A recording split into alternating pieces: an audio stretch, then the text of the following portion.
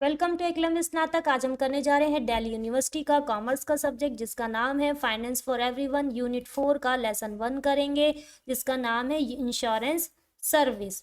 ये आपका पूरा का पूरा यहाँ पे सिलेबस है। 5 यूनिट है, 3 यूनिट हम कर चुके हैं, 4th अब हम स्टार्ट करने जा रहे हैं। ठीक है, अगर आप चाहते हैं कि इस चैप्टर का पीडीएफ आपको मिल जाए तो जल्दी से जाके टेलीग्राम में एकलव्य स्नातक 1 चैनल को ज्वाइन कर सकते हैं। अगर आपको फैक्ट्स जानने का शौक है तो आप फैक्ट्स विद भारत चैनल को जाके सब्सक्राइब कर लें, आपको यहाँ पे सारा का सारा यूजफुल कंटेंट मिल जाएगा। चलिए शुरू करते हैं। सबसे पहले समझते हैं कि कॉन्सेप्ट ऑफ इंश्योरेंस आखिर है क्या। लीगल भाषा में देखा जाए तो ये एक ऐसे कॉन्ट्रैक्ट होता है जिसके अंदर 2 पार्टीज होती हैं, और जो इंश्योरेंस कंपनी होती है उसे इंश्योरर कहा जाता है, और जो दूसरा बंदा होता है जो इंश्योरेंस लेता है उसे उस इंडिविजुअल को इंश्योर्ड कहा जाता है। जहां पर इंश्योरेंस कंपनी प्रॉमिस करती है कि वो आपके नुकसान की भरपाई करेगी। यहाँ पर इंश्योरेंस और इंश्योर्ड को एक तरह से अश्योर्ड के नाम से भी जाना जाता है। इंश्योरेंस क्या करता है, एक तरह का रिस्क ट्रांसफर मैकेनिज्म होता है जहाँ पे वो किसी इंडिविजुअल इंसान के रिस्क के बदले में उसको प्रोटेक्शन दे देता है। और ये रिस्क क्या होते हैं, एक ऐसी घटनाएं होती है जिस पर इंसान का बस नहीं होता, बस हो जाती हैं, और इस रिस्क ट्रांसफर मैकेनिज्म के बदले आपको एक अमाउंट देना पड़ता है। आपको उसको क्या कहेंगे, प्रीमियम कहेंगे। यानी कि जो अमाउंट एज ए आप प्रोटेक्शन के तौर पर दे रहे हैं उसको आप प्रीमियम कहेंगे। देखा जाए तो ये एक तरह का सेफ गार्ड होता है जो आपको बताता है कि आपके लिए इम्पॉर्टेंट क्या है। बेसिक लेवल पे देखा जाए तो ये एक तरह का प्रोटेक्शन होता है जो आपकी फाइनेंशियल लॉसेस को कवर करने में आपकी हेल्प करता है।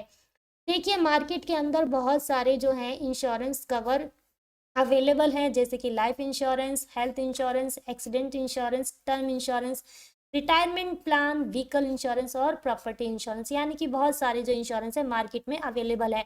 अब हम पढ़ेंगे प्रिंसिपल ऑफ इंश्योरेंस की प्रिंसिपल इंश्योरेंस में कौन कौन से आते हैं पॉइंट्स। सबसे पहले आता है गुड फेथ। देखिए, जो गुड फेथ होता है वो एक तरह का ऐसा प्रिंसिपल होता है जहां पर दोनों की दोनों पार्टीज जो होती हैं वो एक अच्छे काम के लिए एक दूसरे से कनेक्ट आती हैं। जिसका मतलब ये हुआ कि जो भी चीज़ आपको प्रोवाइड की जा रही है या जो भी आपको बताया जा रहा है वो इंफॉर्मेशन बिल्कुल टर्म एंड कंडीशन के हिसाब से बिल्कुल सही है। यानी कि कंसाइज और क्लियर इंफॉर्मेशन प्रोवाइड करना गुड फेथ के अंदर आता है। जहाँ पे ये प्रिंसिपल सिग्निफाइज करता है कि जो आपका फुल डिस्क्लोजर है, जो मैक्सिमम ट्रूथ है वो आपको बताया जाए ताकि आपका इंटरेस्ट उसमें बना रहे। अगर आपको गलत इन्फॉर्मेशन दी जाएगी तो आप बीच में पॉलिसी छोड़ सकते हैं। तो गुड फेथ का मतलब है क्लियर और कंसाइज इन्फॉर्मेशन देना ताकि एक पर्सन का गुड फेथ बना रहे, इंटरेस्ट बना रहे। अगर आपको नहीं जानकारी सही नहीं दी जाती है, इसके एब्सेंस में ये वाला जो कॉन्ट्रैक्ट है वो माननीय नहीं होगा, ये वॉइडेबल हो जाएगा।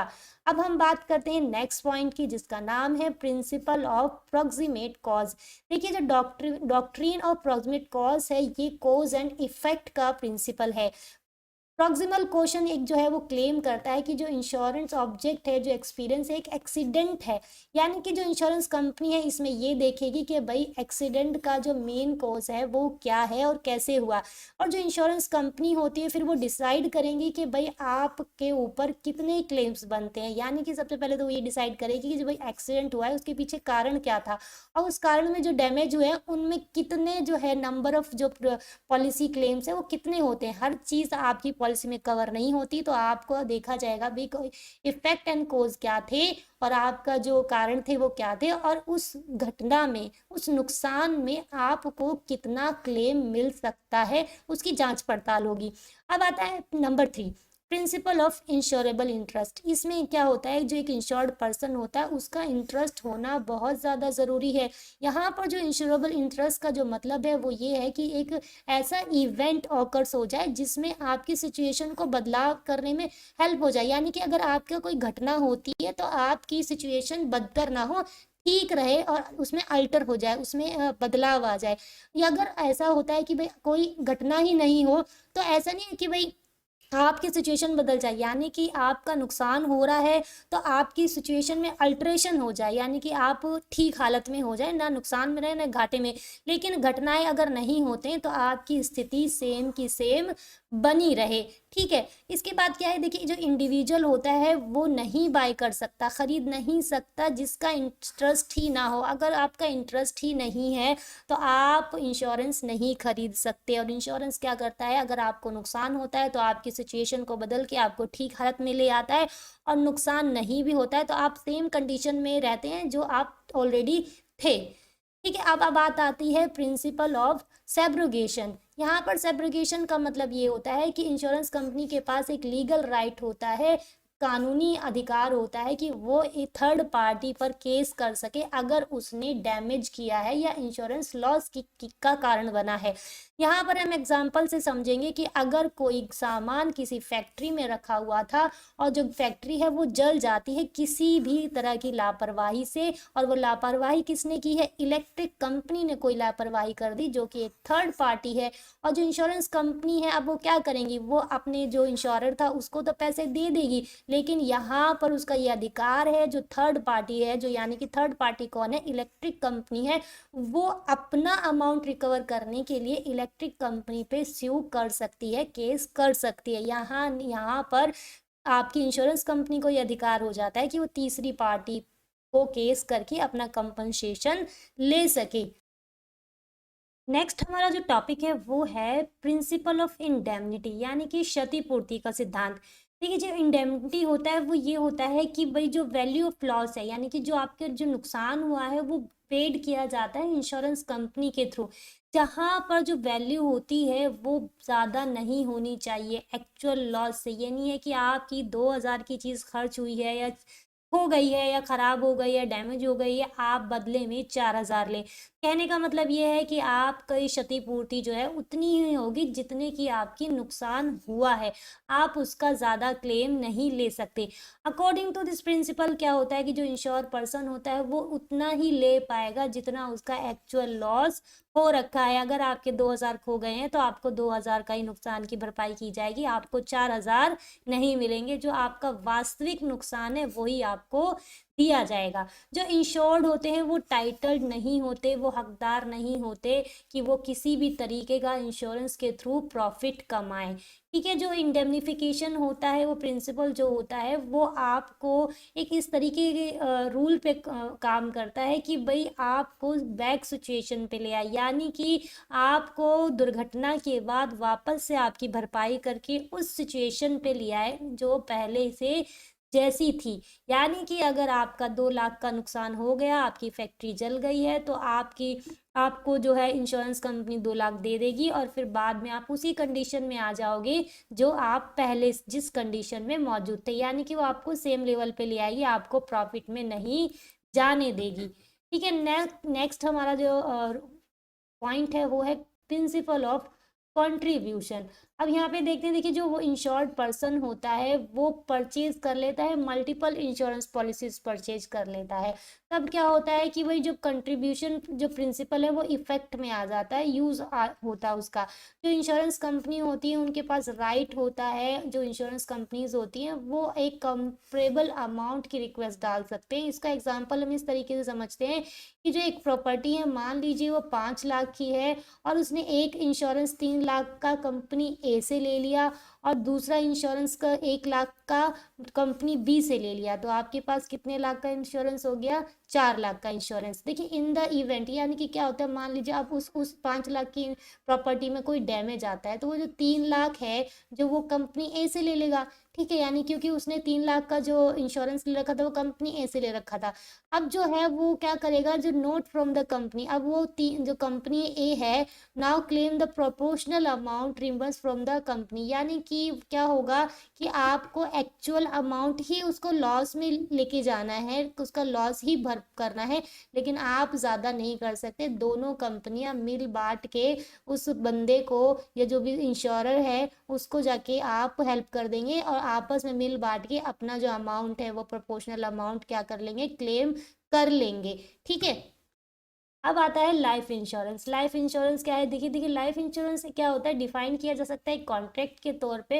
एक ऐसी इंश्योरेंस पॉलिसी होती है, एक इंश्योरेंस होल्डर होता है, जिसमें क्या होता है कि जो एक इंश्योरेंस कंपनी होती है वो एक प्रॉमिस करती है कि भाई कुछ पैसे के बदले वो आपको कुछ प्रीमियम बेनिफिट्स देगा, वो पैसे लेगा। और वो बेनिफिट्स क्या होते हैं कि भाई किसी की डेथ के बाद आपकी फैमिली को हेल्प हो जाए, या फिर ज़रूरी नहीं है कि भाई डेथ ही हो, वो एक सेट टाइम पीरियड में वो लमसम अमाउंट जो है टोटल आपको मिल जाए। इंश्योरेंस पॉलिसीज जो होती है वो एक तरह का प्रोटेक्शन प्रोवाइड करती है कि बहुत सारी जो अनसर्टेनिटीज होती हैं, बहुत सारी ऐसी आकस्मिक घटनाएं होती हैं, उस जब वो घटित होती हैं तो उससे जो हमारा डैमेज होता है उससे प्रोटेक्शन देती है लाइफ इंश्योरेंस। और ये डिपेंड करता है कि जो आपका कॉन्ट्रैक्ट है ये क्या होता है कि बहुत सारी ऐसी बीमारियां होती जिसमें भी ये हेल्प करती है, जैसे टर्मिनल इलनेस होती है, क्रिटिकल इलनेस में भी ये हमें हेल्प करती हैं। तो ये बेनिफिट्स होता है, ये इंक्लूड करता है। अब जो ये आपकी लाइफ इंश्योरेंस है इसमें ऐसा नहीं है कि भाई एक मरने के बाद ही कुछ हेल्प मिलती है। इसमें क्या होता है, देखिए इसमें आप फुल फ्यूनरल एक्सपेंसेस भी आ जाता है। लाइफ इंश्योरेंस क्या होता है, एक लीगली कॉन्ट्रैक्ट है, ये नहीं कि भाई किसी ने भी दुकान खोल ली है और आप उससे जाके अपना प्रीमियम ले लें या आप उनसे जाके कोई पॉलिसी ले लें। एक तरह का कानूनी काम है जिससे आपको कोई धोखाधड़ी का दिक्कत नहीं आने वाली है। जो क्या करता है, डेथ के बाद एक बेनिफिट देता है, ज़रूरी नहीं है कि डेथ के बाद एक अश्योर्ड आपका अमाउंट में मिल जाता है, ठीक है। और पॉलिसी ऑनर को मिल जाता है। यहाँ पे पॉलिसी ऑनर्स वो होता है जो डेथ के बाद जो उसका बेनिफिशियरी होता है, जो नॉमिनी होता है, ठीक है। और जब जो इंश्योर्ड पर्सन होता है वो मर जाता है तो जो पॉलिसी नेम्ड बेनिफिशियरी होता है, यहाँ पर बेनिफिशियरी वो हो जाता है जो मरने के बाद जो उसका नॉमिनी होता है, जिसको वो अमाउंट जो बेनिफिट मिलेगा उसको वो अमाउंट रिसीव हो जाता है, ठीक है। अब आते हैं जो आपके इंश्योरेंस प्लान होते हैं वो कितने कैटेगरी के होते हैं। यहाँ पे वो दो कैटेगरी के होते हैं। यहाँ पे पहला है प्योर प्रोटेक्शन। और जो प्योर प्रोटेक्शन प्लान होता है ये एक तरह से इस तरीके से डिज़ाइन किया गया है कि जो आपकी किसी की जो फैमिली है वो उसका जो फ्यूचर है वो अच्छे से सेट हो जाए। और क्या करता है, एक लमसम अमाउंट, एक अमाउंट को उसको प्रोवाइड कर दिया जाता है। एग्जाम्पल के लिए pure protection includes term insurance plan, यानी कि जो डेथ के बाद पैसा मिलता है वो इसमें आ जाएगा। अब आता है प्रोटेक्शन जो सेविंग जो होती है। जो एक प्रोटेक्शन और सेविंग प्लान्स क्या होता है, वो एक ऐसा टूल है जो एक इंडिविजुअल को, जो एक सिंगल बंदे को हेल्प करता है। अब हेल्प कैसे करता है, जैसे किसी घर ले लिया, घर लेने में मदद कर दी, फंडिंग दे चिल्ड्रंस एजुकेशन, अब उनके बच्चों को आगे पढ़ने के लिए फंड कर दिया, या बहुत सारी ऐसी चीज़ें हैं जो आपको फ्यूचर में काम आने वाली हैं। तो ये आ जाएगा प्रोटेक्शन कम सेविंग्स में। और प्योर प्रोटेक्शन में आ जाएगा पूरी फैमिली को प्रोटेक्ट कर देना।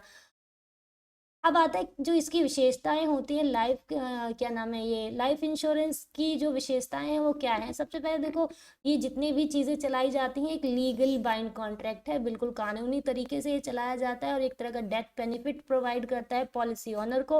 और यहाँ पे पॉलिसी ऑनर कौन होता है, जो नॉमिनी होता है, ठीक है। देखिए जो इंश्योर्ड डाई मर जाता है तो क्या होता है, जो पॉलिसी की जो बेनिफिशरीज होती हैं उसको एक अच्छा खासा अमाउंट लाइफ कवर के तौर पे मिल जाता है। ये जो कॉन्ट्रैक्ट होता है ये ह्यूमन लाइफ को कंसर्न करता है। और जो परमानेंट लाइफ इंश्योरेंस पॉलिसीज होती है वो हमेशा एक्टिव रहती है जब तक या तो बंदा मर ना जाए, या खुद ही उसको स्टॉप ना कर दे प्रीमियम को, या सरेंडर ना कर दे, इसे परमानेंट लाइफ इंश्योरेंस कहते हैं। और जो वाइज जो खरीदता है पॉलिसी वो क्या करता है, वो प्रीमियम देता रहता है, तो वो एक तरह से इंश्योर्ड हो जाता है, सेफ हो जाता है। और जो नॉमिनी है या जो बेनिफिशियरी है वो एक अमाउंट को रिसीव करते हैं जब उसकी एब्सेंट में, जो मर जाता है उसकी एब्सेंट में उनको एक अमाउंट रिसीव कर देता है जो कवर करता है उनकी सारी ज़रूरतों को। और ये अडेप्ट करता है व्हाट यू नीड, यानी कि जो पॉलिसीज़ होती हैं जो आपकी इच्छाएं हैं, जो आपकी ज़रूरतें हैं, उसको अडॉप्ट करता है आपकी according to your need. Next जो हमारा टॉपिक है वो है बेनिफिट्स ऑफ लाइफ इंश्योरेंस। देखिए बेनिफिट्स में सबसे पहले आता है कि ये टैक्स फ्री होते हैं। लाइफ इंश्योरेंस जो होता है सेक्शन 80 को ये अलाउ कर देता है, जो आपका इनकम 1961 है उसमें जो सेक्शन 80 है वो ये अलाउ करता है कि भाई आपको लाइफ इंश्योरेंस में कुछ सर्टेन बेनिफिट्स दिए जाएंगे, जिसमें क्या होता है आपको ज़रूरत नहीं होती अपने पैसे को रिपोर्ट करने की जब भी आप रिटर्न्स को फाइल करते हैं। योर जो आपके ऊपर जो निर्भर लोग हैं, जो आपके फैमिली मेंबर्स होते हैं, उनको अपने भविष्य की जो है चिंता नहीं करनी पड़ती है अपने एक्सपेंसेस के लिए। फॉर एग्जांपल जो इंश्योरेंस कंपनी होती है वो कवर करती हैं आपके बच्चे की स्कूल एजुकेशन तक।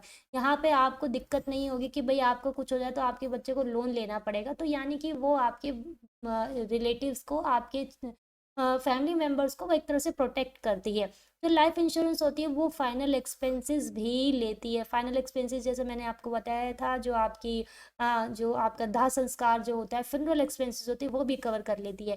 अब आप क्या होता है कि कुछ ऐसे कवरेज भी आप ले सकते हैं, जैसे आपको बहुत पुरानी बीमारी है या टर्मिनल इलनेस है, उसमें भी आप कवरेज ले सकते हैं। एग्जाम्पल के तौर पे अगर आपकी जो बीमारी है वो टर्मिनल इलनेस आपको आ गई है और आप ज़्यादा से ज़्यादा 12 महीने तक जीने वाले हैं, तब भी आपका जो डेथ बेनिफिट है आपको जब तक आप जिंदा है सब मिलेगा। यानी कि क्या है, for example if you are diagnose with the terminal illness और are expected to live less than 12 months, यानी कि 12 महीने तक ही जी पाएंगे, तब भी आपका पूरा खर्चा उठाया जाएगा जब तक कि आप जिंदा है।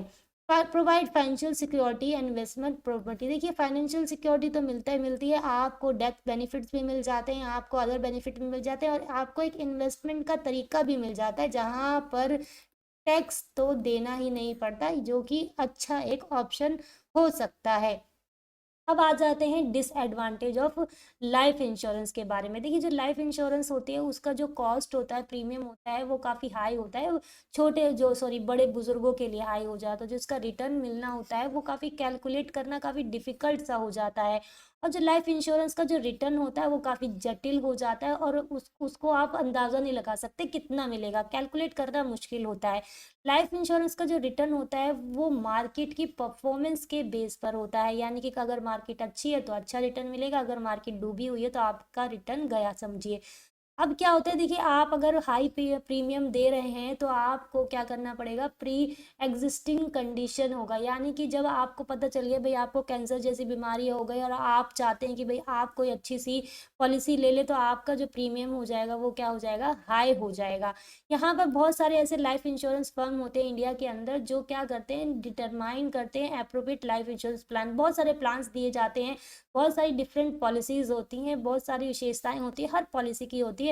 वो आपको क्या कर सकती है, कंफ्यूज कर सकती है। सम पॉलिसीज आर इजी, कुछ पॉलिसीज इजी होती हैं और कुछ नहीं होती, और इन सब में से बेस्ट पॉलिसी को चुनना काफ़ी ज़्यादा डिफिकल्ट हो जाता है। और most insurance don't cover suicide, यानी कि मैक्सिमम जो आपके लाइफ इंश्योरेंस होते हैं उसमें शुरू के पहले साल में आत्महत्या जैसे काम को नहीं ऐड किया जाता, उसका कोई बेनिफिट नहीं मिला जाता। यहाँ तक कि जो आपका ड्रग्स जैसे ओवरडोज होते हैं या क्रिमिनल एक्टिविटी, उसको भी कवर नहीं किया जाता है।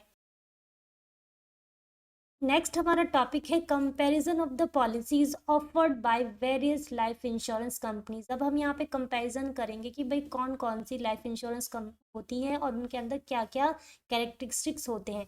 तो सबसे फर्स्ट है हमारा टर्म लाइफ इंश्योरेंस या फिर टर्म प्लान। देखिए ये जो एक टर्म प्लान होता है, एक स्पेसिफिक क्या होता है कि जो लाइफ इंश्योरेंस पॉलिसी होती है वो प्रोवाइड करती है प्रोटेक्शन एक डेफिनेट पीरियड के लिए, यानी कि आप एक डेफिनेट पीरियड के लिए उसमें अश्योर्ड हो जाते हैं, इसीलिए यहाँ पे जो वर्ड है टर्म को इस्तेमाल किया गया है। अब जो इवेंट ऑफ द, जो यहाँ पर जो ये टर्म है, जैसे मान लीजिए कोई अनफॉर्चुनेट डिमाइज है, यानी कि अचानक कोई इंसान मर जाता है, जो इंश्योर्ड पर्सन है ड्यूरिंग द स्पेसिफाइड टर्म, जो उसका बचा हुआ जो टर्म है उसका जो पैसा है उसको बेनिफिशरीज को मिल जाएगा। यानी कि एक टर्म से पहले अगर कोई इंसान की डेथ हो जाती है तो बचा हुआ जो स्पेसिफिक टर्म होता है, जो उसका बेनिफिशरी होता है, उसको जाके पैसा मिल जाता है। और वो पैसा क्या होता है, प्री डिटरमाइंड होता है, पहले से ही तय होता है कि इतना मिलेगा, वो पैसा उसके नॉमिनी को मिल जाता है।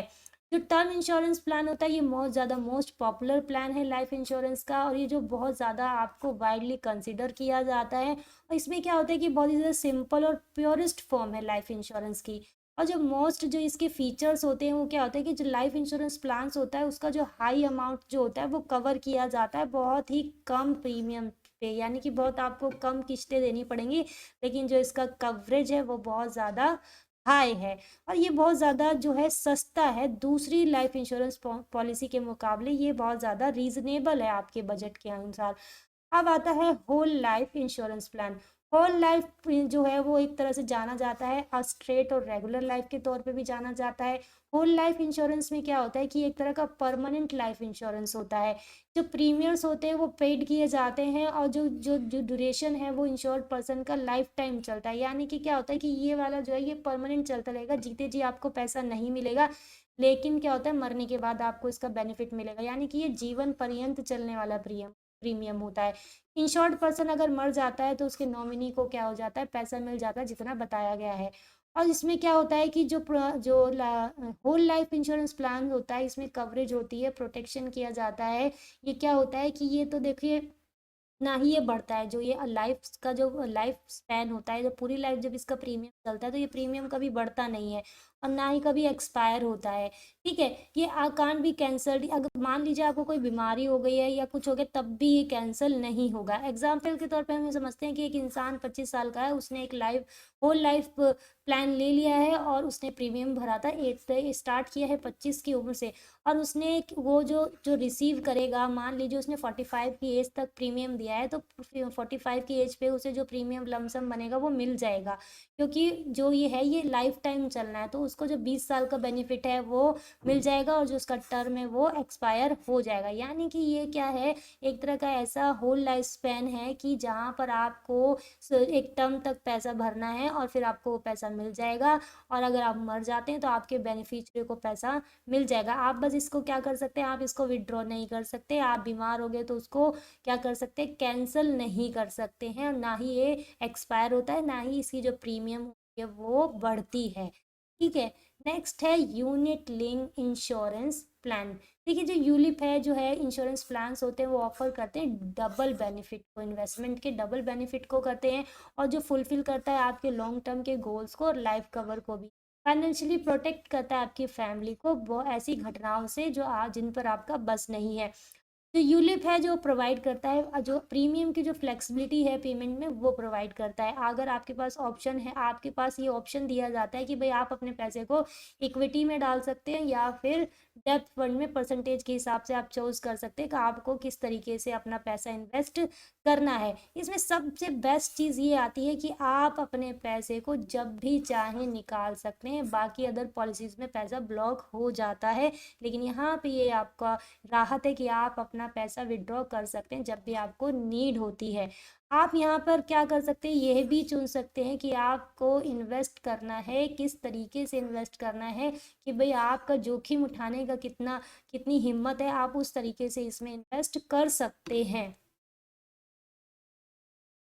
नेक्स्ट पॉलिसी है इंडोमेंट पॉलिसी। देखिए इंडोमेंट पॉलिसी में क्या होता है कि जो लाइफ इंश्योरेंस कॉन्ट्रैक्ट होता है वो इस तरीके से डिज़ाइन किया जाता है कि आपको एक स्पेसिफाइड टर्म के बाद आपको लमसम अमाउंट मिल जाता है। ज़रूरी नहीं है कि स्पेसिफाइड पीरियड हो, उसकी अगर डेथ भी हो जाती है तो भी आपको पैसा मिल जाएगा। यहाँ पे स्पेसिफाइड टर्म का मतलब मेच्योरिटी से है, आपकी पॉलिसी को मैच्योर होने से है।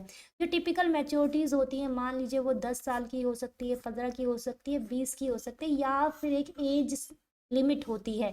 जो सम पॉलिसीज़ क्या होता है, जो इसका जो पे आउट है वो अगर आपको कोई बीमारी हो जाता है तब भी इसमें आपको पे आउट मिल सकता है। जो इंडोमेंट पॉलिसी होती है वो आपको हेल्प करती है पॉलिसी होल्डर को कि एक रिस्क फ्री जो है वो सेविंग हो जाए, और जो आपका फाइनेंशियल सिक्योरिटी है फैमिली के लिए वो भी एक रेडी हो जाए। कैसी अगर कोई ऐसी घटना हो जाए जो जिससे आपको दिक्कत आती है तो उसमें भी ये फाइनेंशियल सिक्योरिटी का काम करता है, अगर अनफॉर्चुनेट इवेंट के लिए ये हेल्प करता है कि भाई आपके अंदर एक सेविंग करने की जो हैबिट है वो धारण होने लग जाए। ठीक है, जो नेक्स्ट है आपका money back policy. Money back policy में क्या होता है कि इसमें मनी जो होती है वो रिटर्न की जाती है, आपके एक सेट पीरियड के बाद आपको मनी रिटर्न की जाती है। ठीक है, क्या होता है जब जो पॉलिसी होती है वो मैच्योर हो जाती है, जो आपका रिमेनिंग अमाउंट होता है उसका मैच्योर्ड अमाउंट होता है वो हैंडेड ओवर कर दिया जाता है पॉलिसी होल्डर को। अगर पॉलिसी होल्डर सर्वाइव रहता है तो मनी बैक गारंटी रहती ही रहती है कि भाई उसको पैसा मिलेगा ही मिलेगा, गारंटेड मिलेगा। लेकिन अगर पॉलिसी होल्डर जो होता है वो मर जाता है तो क्या होता है, जो उसके डिपेंडेंट्स होते हैं, जो उसके रिलेटिव्स होते हैं या बेनिफिशियरी या नॉमिनी होते हैं, उसको वो अश्योर्ड अमाउंट दिया जाता है, बिना किसी डिडक्शन के वो पैसा उनको दिया जाता है। नेक्स्ट है रिटायरमेंट प्लान। रिटायरमेंट प्लान में क्या होता है, ये एक तरह का ऐसा प्लान है, ऐसी पॉलिसीज होती है जो आपके फ्यूचर को सिक्योर करती है। जब आपके पास ऐसा टाइम आएगा कि भाई आपके पास कोई स्थिर इनकम की व्यवस्था नहीं होगी, तो ये आपके प्लान को, आपके फ्यूचर को इस तरीके से सेव कर देगा। जो रिटायरमेंट प्लान होता है वो क्या करता है, हेल्प करता है एक स्टेबल इनकम आने के लिए। एक एज ए पेंशन आप समझते कि भाई मान लीजिए आपकी नौकरी खत्म हो जाती है, आप रिटायर हो जाते हैं, तब आपको ये as a regular income source देता है। अगर आप कंटिन्यू करते रहते हैं इन्वेस्टमेंट के तौर पे, अगर आप यहाँ पर इसको कंटिन्यू करते रहते हैं, तो क्या होता है, ये आपको हेल्प करता है आपके एक्सपेंस को कवर करने के लिए। रिटायरमेंट के बाद भी आपके एक्सपेंस को क्या करता है, कवर करेगा। ये आपको हेल्प करेगा एक इस तरह का अमाउंट जनरेट करने में, ताकि आपको लगे कि आपकी जो रेगुलर इनकम है वो आ रही है रिटायरमेंट के बाद भी। वो एज ए पेंशन आप ट्रीट कर सकते हैं कि वो इनकम एज ए पेंशन आपको मिल रही है। और जो रिटायरमेंट प्लान होता है वो डेथ बेनिफिट्स को भी इंक्लूड करता है। ज़रूरी नहीं है कि भाई रिटायरमेंट आप जीते जी बेनिफिट आए, अगर आपको खुदा न खास्ता आपको कुछ हो जाता है तो वो डेथ बेनिफिट्स भी इंक्लूड करता है। और ये जाना जाता है एज ए पेंशन प्लान के तौर पे भी ये जाना जाता है। तो चलिए बच्चों, ये आपकी यूनिट 4 का लेसन यहाँ पर कंप्लीट हो चुका है। होप आपको ये समझ में आ गया होगा। और आपको इसका पीडीएफ चाहिए तो जल्दी से जाके एकलव्य स्नातक 1 टेलीग्राम को जाके ज्वाइन कर लीजिए, और पढ़ते रहिए और आगे बढ़ते रहिए।